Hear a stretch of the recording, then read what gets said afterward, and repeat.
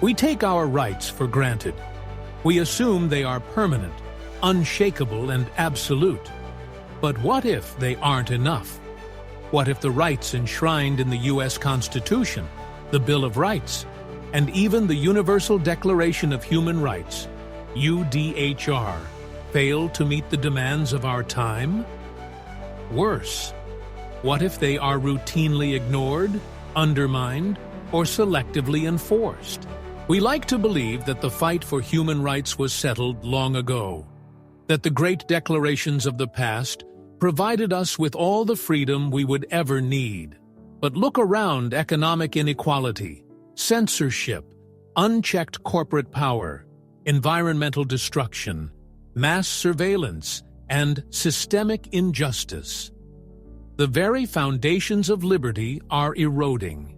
The truth is, the rights we have were groundbreaking in their time, but they no longer go far enough. And so, the time has come to rethink, expand, and boldly declare a new vision for human rights in the 21st century. The U.S. Bill of Rights, 1791, was a radical document for its time.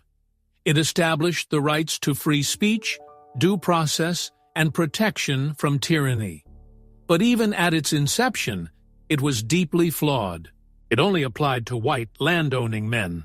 It failed to guarantee economic security, housing, or education. It allowed for the oppression of indigenous people, enslaved individuals, and women. Even today, these rights are far from universal. Freedom of speech exists unless you criticize the wrong people.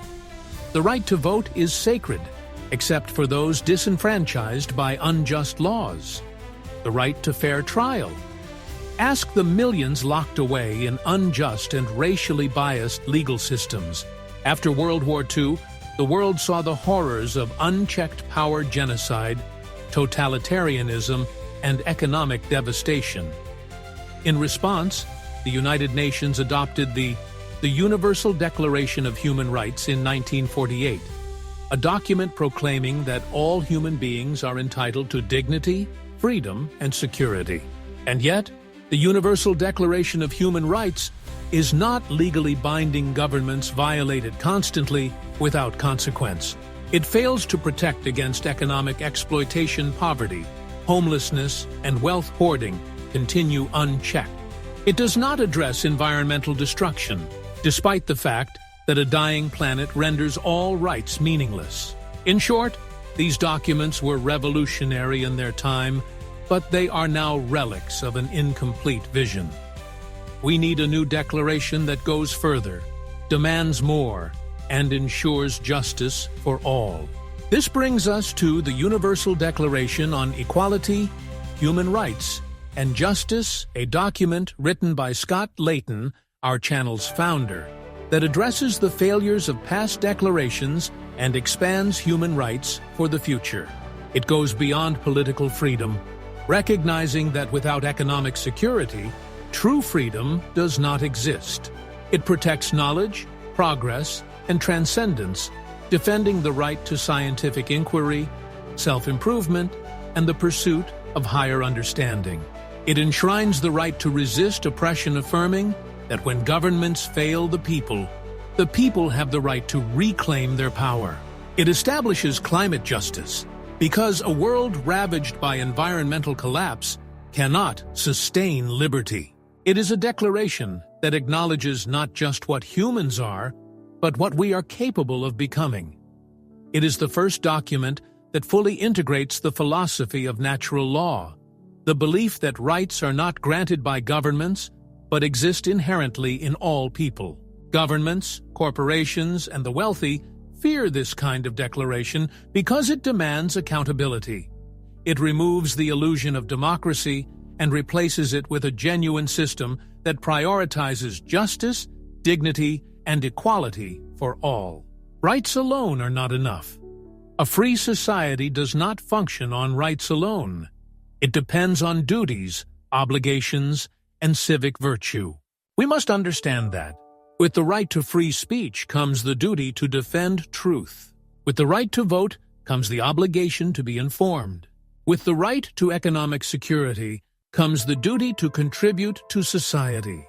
Past civilizations collapsed not because of external enemies, but because their people abandoned civic virtue.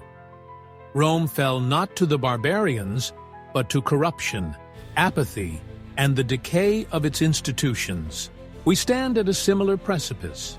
If we do not act, reform, and reassert the true meaning of justice, then our rights, like those of fallen empires before us, will become nothing more than words on a forgotten page. Thank you for watching.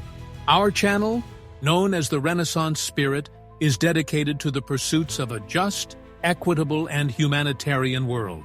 Video topics encompass areas including history, politics, religion, personal development, society, culture, social and environmental justice, and other topics of liberal arts and sciences, including ancient Rome and the Roman Empire, which is a great comparison and contrast of the modern world.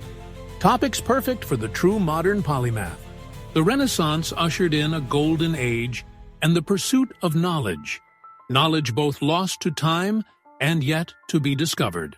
It gave birth to the Enlightenment and the Age of Reason, embracing truth, knowledge, and an understanding and compassion for humanity and our shared history opens up the world to each of us, individually, and improves all of humanity, affording us the opportunity to be better stewards of the earth and to each other. The Renaissance spirit, more than just a philosophy or style, but a style for living, learning, growing, and thinking. Please subscribe, turn on notifications, and share.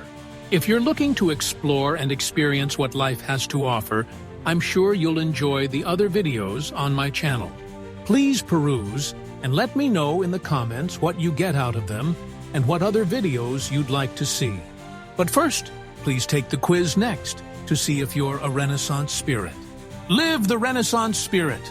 History has not died, only our understanding of it.